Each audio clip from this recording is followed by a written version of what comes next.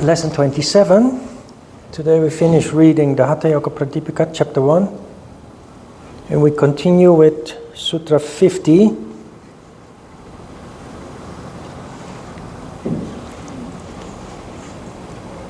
Then Simhasana is described. Place the ankles below the scrotum, the groin, on either side of the perineum. The right ankle on the left side of it and the left ankle on the right. 51. Place the palms upon the knees. Spread out the fingers and with an open mouth, look at the tip of the nose with concentrated mind. Shima is a lion. This is the lion pose.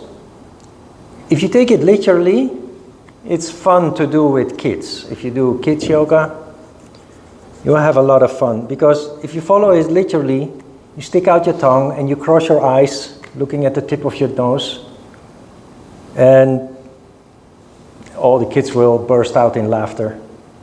But people take this seriously, and they do this seriously, adults. And as you have probably understood by now, the ancient texts, not only Hatha Yoga Pradipika, but all holy books are written in symbolical language, because that is how ancient people functioned. They thought and imagined things in symbolism, in symbolical ways. And that's the way they described things. And also, an element here is that you're constantly being told to keep it secret. So the book is writing things in ways that if you don't have a guide to explain what the text means, it's very difficult to understand what's behind the symbolism. There are many things that we know about this, of course. The open mouth that is described here, that is not literally the physical mouth and sticking out your tongue as people do, but that is Ajna Chakra. And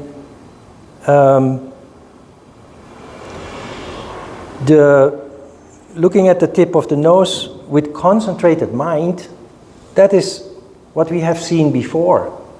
Is a concentration on the center of the head where we find nada, indicating that this is a concentration meditation exercise.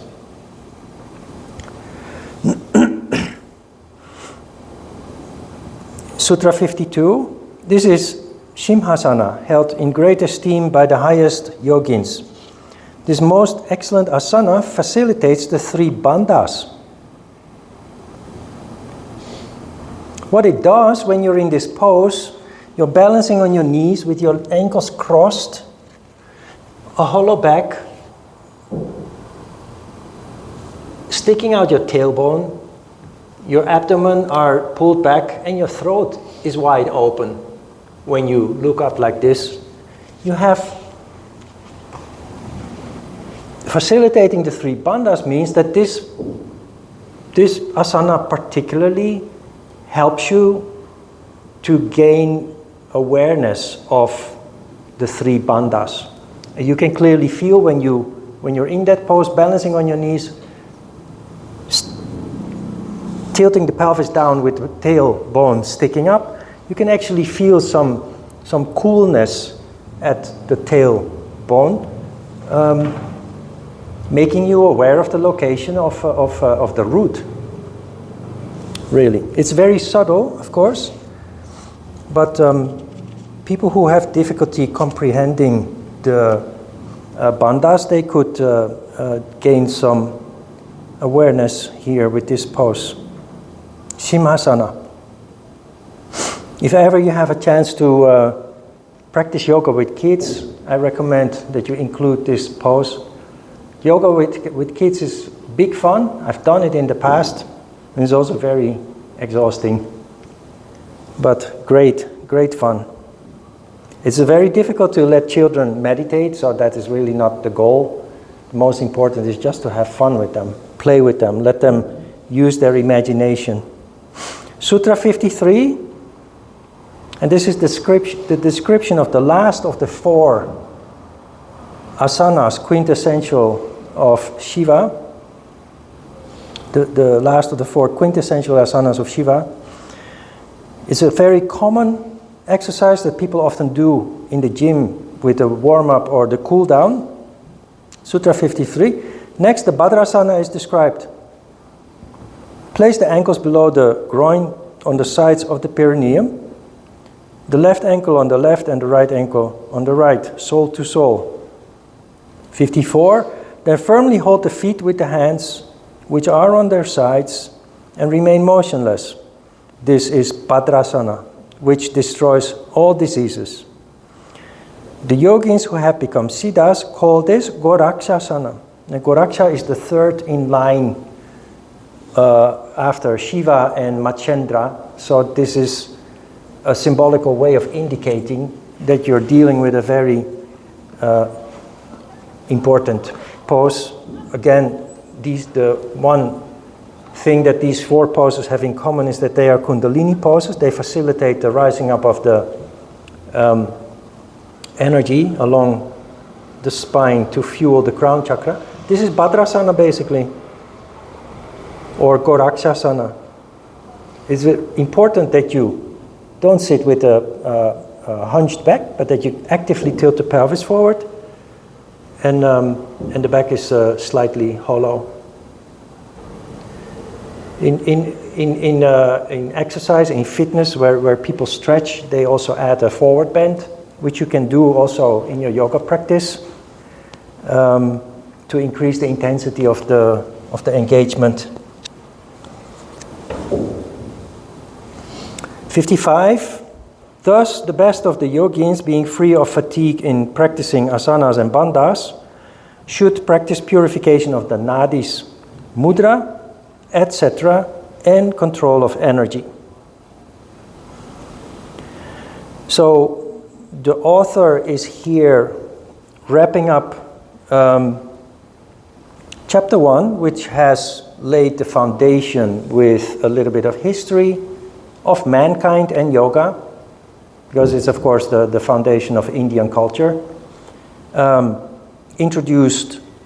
Laid down foundation for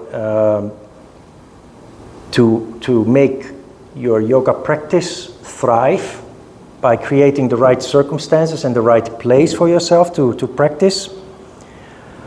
The yamas and the niyamas have been discussed. Then asanas have been discussed. And he now says, you have conditioned yourself through asana, and it is time to start purifying the nadis, which we have already started doing with Nadi Shodhana Pranayama, which is introduced in chapter 2. Sutra 56, asanas, the varieties of kumbhaka, which is energy control, pranayama. The positions called mudra, which is more advanced energy control, more advanced than pranayama. Then concentration upon the nada. This is the third time that this nada is mentioned in chapter 1. The inner sound comprised the sequence of practice in Hatha Yoga. Sutra 57, the Brahmacharin, one devoted to Brahma who leads a chaste life, who following a moderate diet is intent on yoga, renouncing the fruits of his actions, becomes a Siddha after a year. There need be no doubt about this.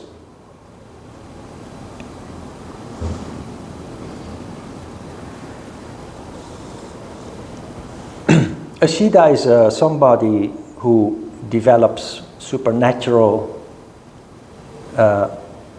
abilities, which are the result of increased sensitivity and consciousness, and nothing more or less. Everybody can develop them. In 1 year, when I started practicing yoga at the age of 20, by accident almost, because we were practicing basketball with a coach, and at some point he told us to sit down after we were all sweaty and tired from our practice, and he let us do stretches, but in a way that we had never experienced or witnessed. He let us every time when we were bouncing or moving, he told us stop moving, just maintain the pose and breathe deep. And don't move, just maintain the pose. And one of the guys asked, hey coach, what the hell is this? And he said, that's yoga, my friend.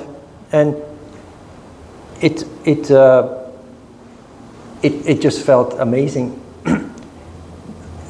Because of at that age, you're all in turmoil, mentally, physically in turmoil.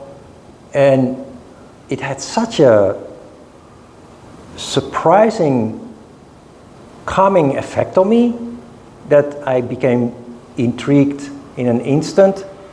After taking a shower, I went to the library, picked up a book about yoga, and I started practicing the same evening and never stopped.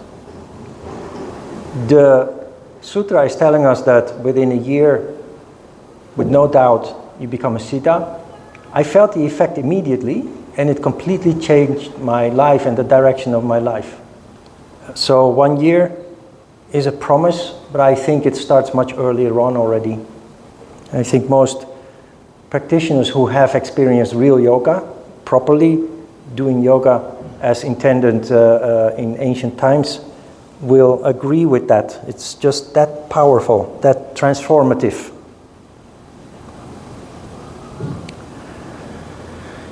"58. A moderate diet is defined to mean agreeable and sweet food, leaving 1/4 of the stomach free, eaten as an offering to please Shiva." Now, when people read this sutra, Shiva is God, so they make an altar in their house and put some candles, but especially food in front of the altar, thinking that that is what this sutra means, that you have to worship God with food. The practical reality of this sutra is simply that if you overeat, you exhaust yourself and spiritual endeavor is not possible. So it advises us to eat light, not until we're full. And Shiva is of course representing energy, not some God high up in heaven or something. It's about the crown chakra. The crown chakra will not function if you burden yourself with habits that exhaust you, and eating heavy and too much food is one of those habits that cause energy to stay down.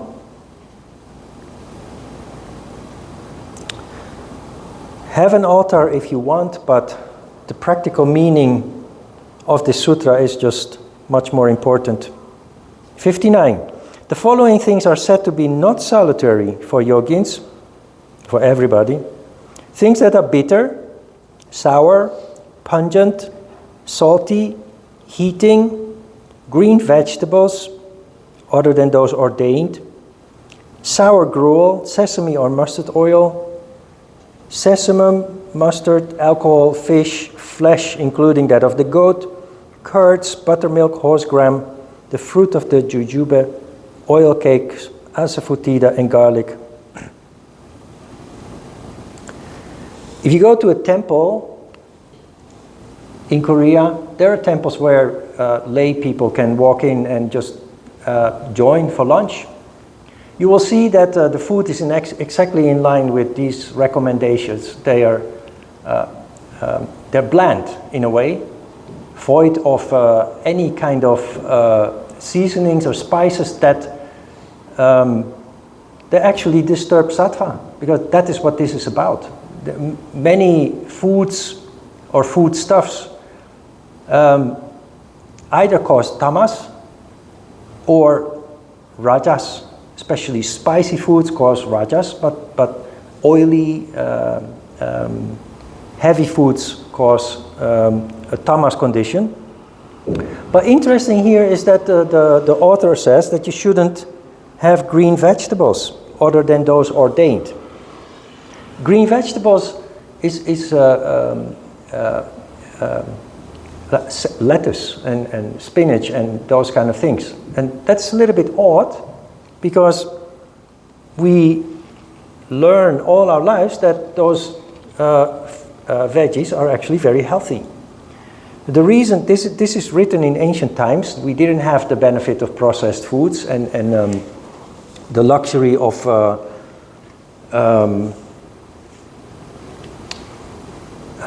high nutritious foods. So people mostly ate vegetarian food just because meat was not available, dairy products were not available, or just too expensive to obtain. So why the leafy veggies are recommended not to be eaten? They are healthy because of fiber. They're healthy because of vitamins, minerals. But what are lacking in leafy veggies is amino acids, the protein that we need to sustain life. So the staple foods that we know, you will see that in one of the following sutras also, the staple foods that we know are all the seeds, all the beets, all the roots, everything that creates new life. And if you look at beets and roots, potatoes, they all grow in the ground. The leaves are above ground. Their function is not to create life. Their function is to convert sunlight into energy, which the beet or the root underground uses to grow. So all the staple foods that we know have one thing in common. They contain all the proteins, all the amino acids that are required to sustain life. The veggies that we have should be a small portion of the meal and not the main meal. And some people make the mistake of having a whole salad as a meal out of concern for diet, but missing the most important nutrients that are important for sustaining life, the proteins.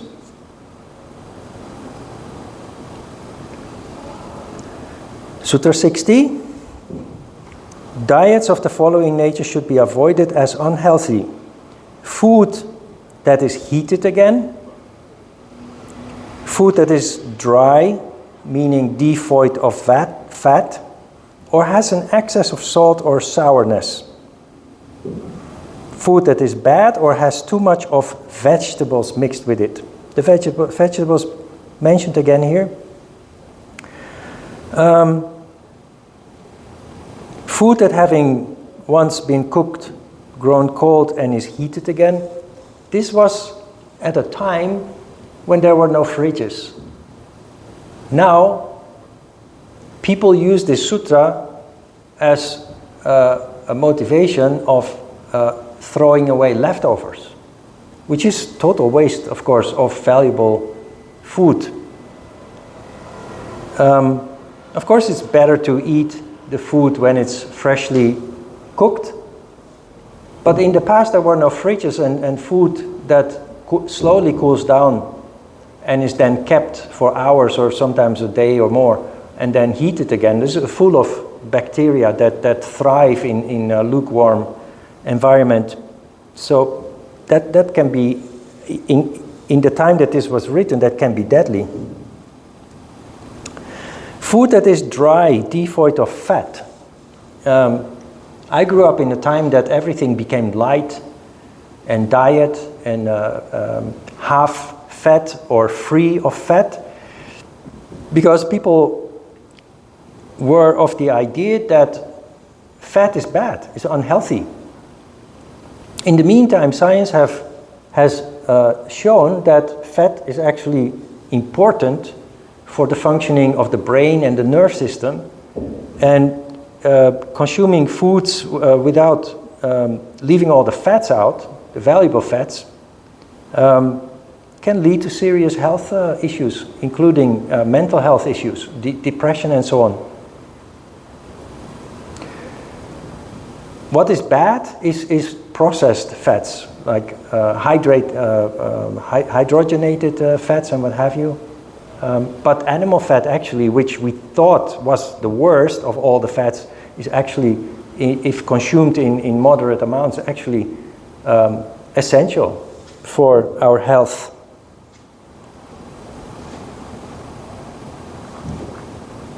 '61, in the beginning, fire, women or men, romantic relations, and journeys should be avoided.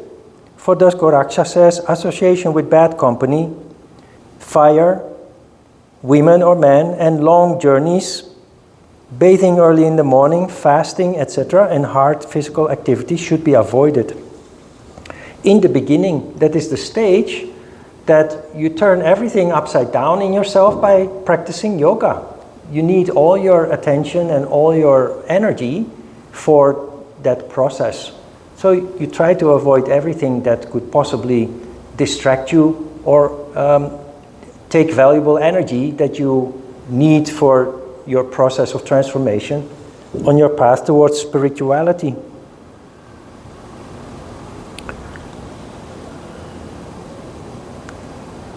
'62.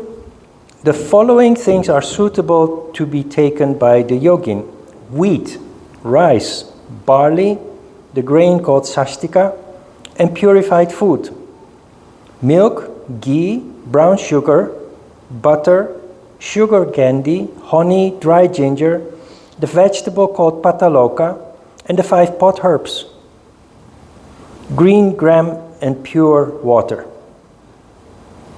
So here you have all the staple foods: wheat, rice, barley, grain called sashtika, that contain all the elements required for life, to sustain life. Vitamins, minerals, but most importantly, the whole complex of amino acids or proteins. Milk, ghee, brown sugar, butter, sugar candy, honey, and dry ginger, those were the power foods of the past. These days we live in a time that we try to avoid these because eating those foods in abundance, too much of these foods, actually not good for health. But this was written in a time that people had too little of it, actually. And especially when you're focused on your yoga practice with intense asanas and long meditations, you need some extra energy, which is provided by those superfoods. 63. The yogin should take nourishing and sweet food mixed with ghee and milk. It should nourish the dhatus and be pleasing and suitable. Again, superfoods. The dhatus are the 7 building blocks that were represented by the 7 trunks of the elephant that was symbolic for Muladhara chakra. Muladhara chakra is the root chakra, the root of our existence, and one of the symbols that we find in illustrations of that chakra is an elephant with 7 trunks. Each of those trunks represents one of the dhatus. I don't know if we have discussed this before, but the dhatus are the 7 tissues that our whole body is built of, starting with plasma being the most simple one. Out of plasma, blood is created. Out of plasma and blood, muscles are created. Out of those 3, fat is created. Out of those 4, bones are created, followed by brain, marrow, and nerves, and the last one and most complex one is semen. 64. Any person who is not lethargic in the pursuit of different forms of yoga attains perfection. through practice, be he young, old, or even very old, sickly or weak.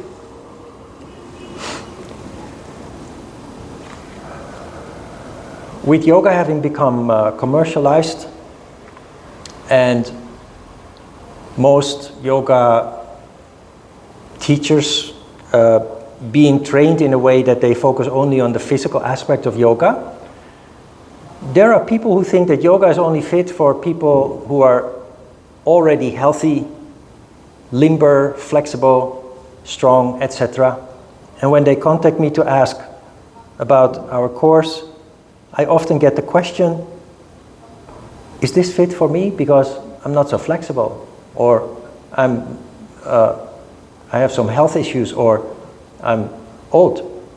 And my answer then always is that yoga is fit for everybody, and those who benefit most from yoga are those that have certain health issues, or when you're aging, etc. When you're already young, strong, and flexible, it doesn't add that much to you, at least not the asana practice. It also means yoga, the door should be open to anybody and everybody, regardless of age, health condition, sex, etc. 65. One who is intent on practice will obtain siddhi, not one who is idle. Yoga siddhi is not obtained by a mere reading of the scriptures.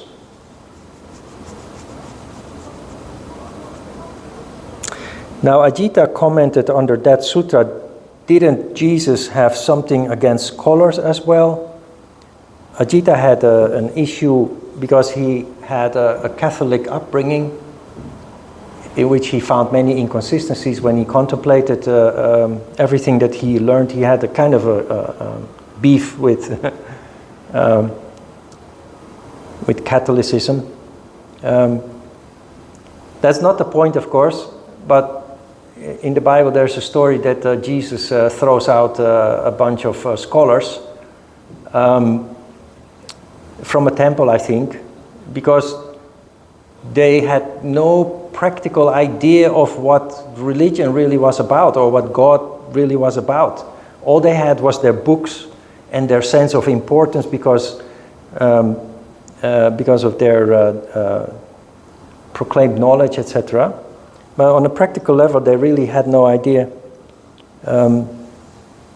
And you have these kind of people, scholars in yoga also. It's one of the reasons why modern yoga books have become very distorted, because they are written by Sanskrit scholars who translate Sanskrit texts into modern Indian or other languages like English and European languages. But they are specialists in Sanskrit language, but have no experience with yoga. And then they attempt to not only translate, but interpret things described symbolically with no experience in those matters at all. And that is where it goes wrong, and where they twist themselves in all kinds of bends to explain the symbolical language literally, and it ends with people doing kriya, swallowing a piece of cloth and sucking up water through the anus and what have you.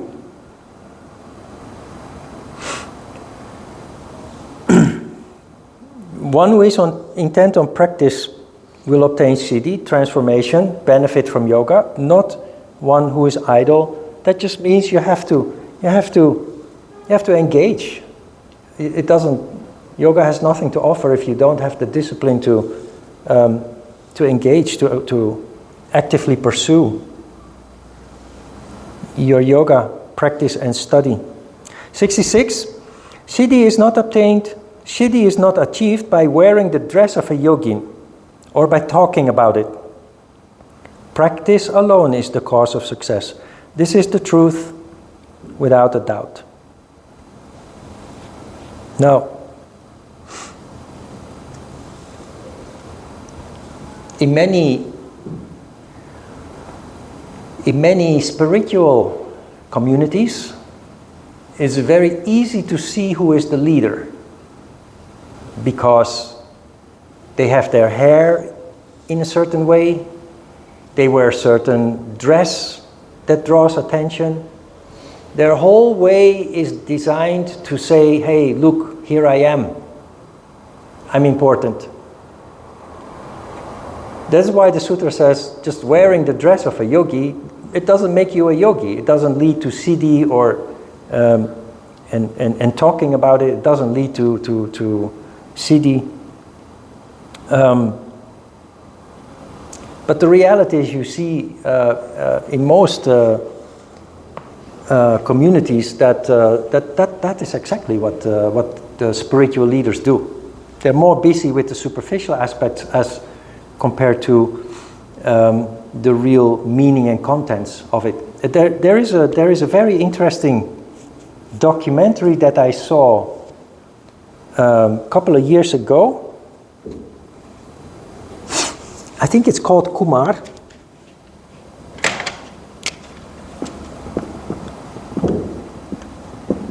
And I think it's still available on YouTube to be watched for free, I think. There's about an Indian guy who was born in the States. And he is an IT specialist in Silicon Valley. Very smart, intelligent. And at some point, he decides to put to the test what is happening in the world of spirituality.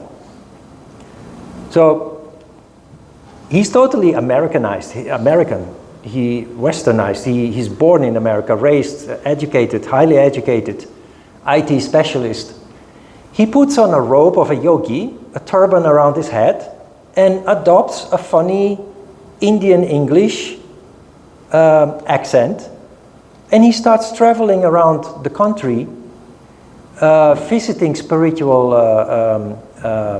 communities and events, presenting himself as a guru. And people fall for him. People start worshipping him. It is an eye-opener. If you see that documentary, you realize what is going on around the world in most spiritual communities. A lot of deceit and all visual aspects that fool people into thinking that they're dealing with something important. A very interesting documentary. If you have some time, I recommend that you watch it if you are interested. Sutra 67 and the last one. The asanas, the different kumbhakas, and the excellent karanas are all in the course of Hatha Yoga to be practiced till the fruit of Raja Yoga is obtained. Raja Yoga is the condition where the crown chakra is functioning. So in contrast with what many people think, that Raja Yoga is a practice, it is actually a condition that you create through practice. Hatha Yoga is the foundation that leads to that condition called Raja Yoga. Questions?